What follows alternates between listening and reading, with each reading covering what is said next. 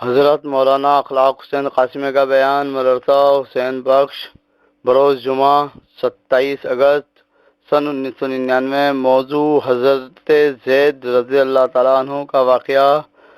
Audio cassette CD پیش کردہ Muhammad Sadiq Dehlvi. Mobile number 9899634768۔ بسم اللہ۔ میں نے آپ سے وعدہ کیا تھا کہ رسول اللہ صلی اللہ علیہ وسلم کی زندگی کا وہ کھانا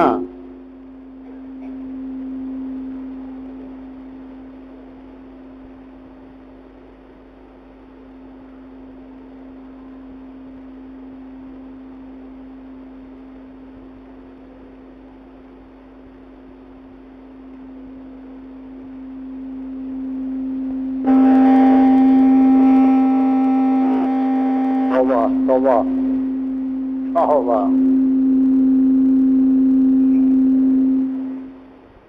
توبہ ٹھیک ہے۔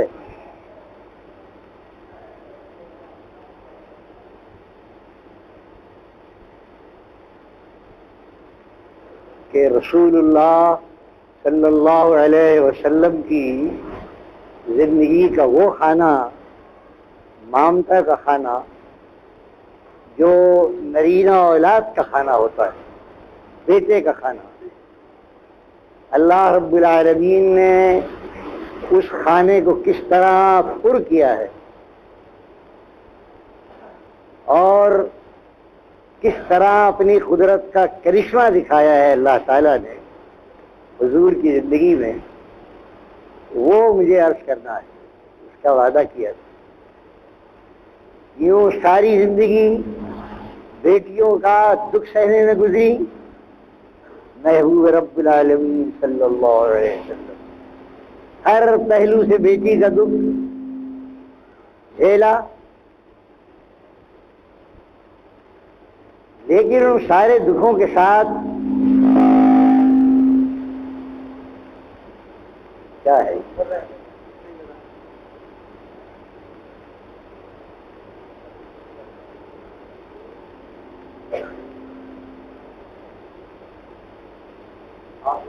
لیکن ان سارے دکھوں کے ساتھ وہ جو ایک دکھ تھا کہ آپ نرینہ اولاد سے محروم ہیں، اللہ تعالیٰ نے اس کھانے میں حضور کو اطمینان عطا کیا۔ اور کیا طریقہ اختیار کیا قدرت نے؟ زید بن حارثہ رضی اللہ تعالیٰ عنہ، جو خادم خاص اور حضور کے غلام کہلاتے ہیں، زید ابن حارثہ، یہ ایک بہت بڑے معزز قبیلہ یمن کے چشم و چراغ تھے۔ ماں کے ساتھ سفر کر رہے تھے، کہیں پڑاؤ کیا، ماں نے ایک ڈاکوؤں کا قافلہ آیا بنی قین کا، وہ حضرت زید نوعمر بچے کو پکڑ کے لے گیا۔ یہ اس دور میں عرب میں لوٹ مار ہوتی تھی، یہاں سے پکڑ کے لے آؤ، وہاں غلام بنا کر بھیج دو، یہاں سے لے آؤ وہاں سے۔ زید کو پکڑ کے لے گئے جب، اور لا کر مکہ مکرمہ میں حضرت حکیم ابن حزام کے ہاتھ فروخت کر دیا، خرید لیا ہونا۔ حکیم ابن حزام نے اپنی خالہ حضرت خدیجہ کو نظر کر دیا، دیکھیے اب آپ، حضرت خدیجہ کو نظر کر دیا۔ حضرت خدیجہ نے اولاد کی طرح زید کو پالا، اور جب رسول اکرم صلی اللہ علیہ وسلم کے ساتھ عقد کیا تو حضور کی خدمت میں پیش کر دیا انہوں، کہ اے محمد صلی اللہ علیہ وسلم، یہ لڑکا آپ کی خدمت کے لیے وقف رہے گا۔ زید حضور نے اولاد کی طرح پالنا شروع کر دیا۔ وہ حضور کی بات تو ایسی، وہاں غیر کون تھا، سبھی اولاد کی طرح پالنا شروع کر دیا سرکار۔ ادھر ان کے ماں باپ کو تراشی، کہاں ہے لڑکا ہمارا زید، کہاں ہے زید، کہاں ہے؟ روتے رہے یمن میں اس کے ماں باپ، حارثہ اور چچا اور سارا خاندان۔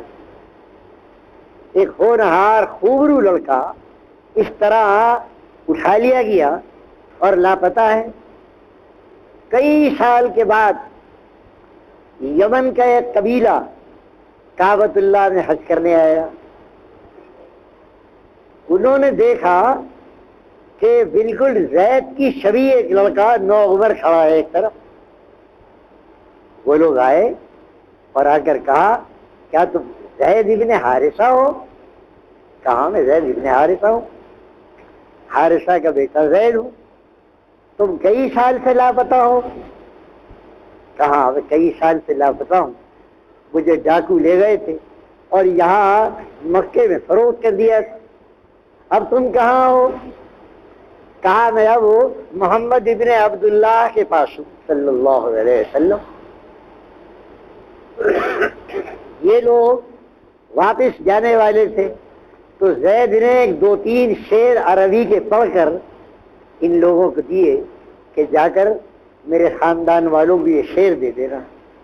اس میں باپ کو تسلی اور اس کا اظہار کہ میں جس خاندان بنی ہاشم میں پرورش پا رہا ہوں وہ ایک بہت بڑا علمی خاندان ہے، لو دیکھو ایسے شعر کہہ سکتا ہوں۔ وہ شعر کہہ دیے، لے گئے۔ ماں باپ کی بے چینی بڑھ گئی، بیٹے کا خبر آ گئی۔ وہ پورا قافلہ زید کے اقربا کا مکے آ گیا۔ مکے آیا اور آیا حضور اکرم صلی اللہ علیہ وسلم کی خدمت میں، اے محمد ہمارا لڑکا زید کہاں؟ میرے پاس ہے۔ اللہ کی قدرت دیکھی آپ، فرمایا کیا تم زید کی جگہ اور کچھ قبول کر سکتے ہو؟ یعنی معاوضہ، زید کو چھوڑ دو۔ ماں باپ اور چچاؤں نے کہا کہ ہم اپنی اولاد کو لینے آئے ہیں، ہمیں اس کا کوئی معاوضہ درکار نہیں۔ کہا اچھا اگر زید اس کو پسند کرے، اگر زید تمہارے ساتھ جانا پسند کرے تو آزاد ہے، لے جاؤ، اور اگر نہ کرے تو اسے مجبور نہ کرنا۔ حضرت زید کو بلا لیا گیا، زید آ گئے۔ کہا تم پہچانتے ہو کون ہے؟ کہ یا محمد صلی اللہ علیہ وسلم یہ میرے چچا ہیں، یہ فلاں ہیں، یہ تمہیں ساتھ لے جانا چاہتے ہیں۔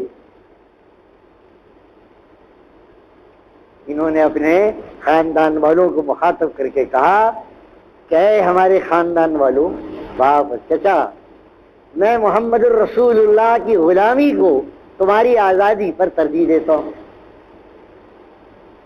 میں وہاں جا کر آزاد رہوں، یہاں رہ کر غلام رہوں، مجھے یہ غلامی پسند ہے، مجھے وہ آزادی پسند نہیں۔ بہت بڑی بات۔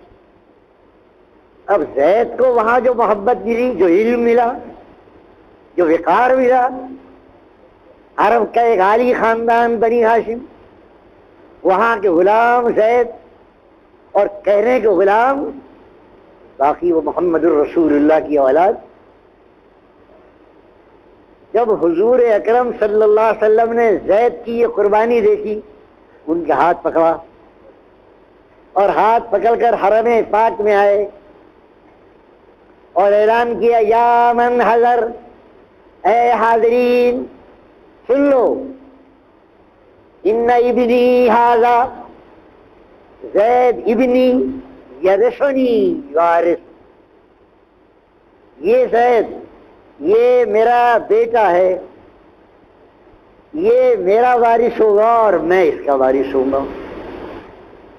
اب اس وقت تک عرب میں متبنہ بنانے کی رسم تھی، لے پالک، اور لے پالک وارث ہوتا تھا۔ گویا رسول اللہ صلی اللہ علیہ وسلم نے زید کو اپنا بیٹا بنا کر وارث قرار دے دیا۔ بہت بڑی بات۔ خاندان والوں نے دیکھا کہاں بنی خدا یمن کا، کہاں بنی ہاشم مکے کے،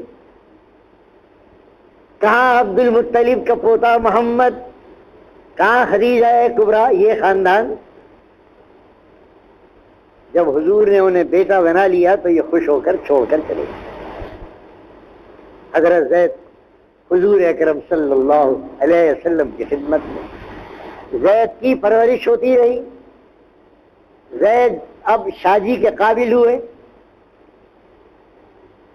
حضرت ام ایمن جو حضور اکرم صلی اللہ علیہ وسلم کی خاندانی باندھی تھی، اور حضرت عبداللہ نے جنابہ آمنہ کے حوالے کیا تھا، اور یہ حضور کو دودھ پلانے والی دائی بھی تھی ام ایمن رضی اللہ تعالی عنہ. اور سرکار اقدس ام ایمن کو میری اماں کہہ کر پکارا کرتے تھے. امی امی اماں کہہ کر پکارا کرتے. عمر رشیدہ کی ایک دن فرمایا، کون ہے اللہ کا بندہ جو ام ایمن سے عرض کر لے اور جنت کی گارنٹی مجھ سے لے لے. زید سن رہے تھے. زید ایک نوعمر نوجوان، ام ایمن ایک عمر رشیدہ. زید کھڑے ہوئے ہو کہا، یا نبی اللہ صلی اللہ علیہ وسلم، اب نبوت کا دور شروع ہو چکا ہے، نبوت کا دور شروع ہو چکا ہے. اور زید ان میں سے ہیں جنہوں نے سب سے پہلے پڑھا لا الہ الا اللہ محمد رسول اللہ. عورتوں میں خدیجہ کبریٰ، معمر لوگوں میں صدیق اکبر، نوعمر لوگوں میں علی، اور غلام طبقے میں زید. یہ چار سابقین اولین ہیں، ایک ٹکر کے ان میں زید بھی ہے کہ یا رسول اللہ جنت کی ضمانت. حضور میں ان سے عرض کرنے کے لیے تیار. معمر ام ایمن حضرت زید کے عقد میں آ گئیں، شادی ہو گئی. اللہ نے ام ایمن کے بطن سے اسامہ عطا کیا، ایک لڑکا اسامہ. اب چلیے آگے. حضرت ام ایمن کا انتقال ہو گیا. رسول اللہ صلی اللہ علیہ وسلم نے اپنی پھوپھی ذات بہن زینب سے نکاح کر دیا. حضرت زید کا نکاح ہو گیا. زینب بنت جہش اور حضرت زید نکاح ہو گیا. اور نکاح اس انداز سے ہوا کہ زینب کو تحمل تھا، وہی آ گئی کہ اللہ کے رسول کی نافرمانی نہ کرو، نکاح کرو. نکاح ہو گیا. اب دیکھیے، نکاح ہونے کے بعد حضرت زینب نے ان کو حقارت سے دیکھا.